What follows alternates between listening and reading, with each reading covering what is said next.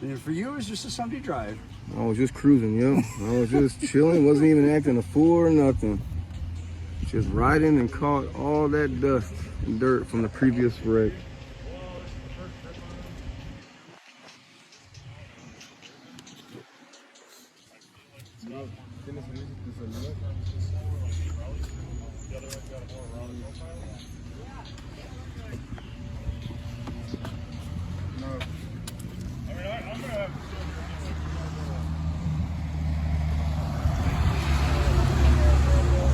And then Kyle ran into me. Thank God his bike didn't crunch me in half. Dude, your bike was coming in so hot though, man. It's not my fault. I know it wasn't your fault. Me, Oh yeah? Oh shit.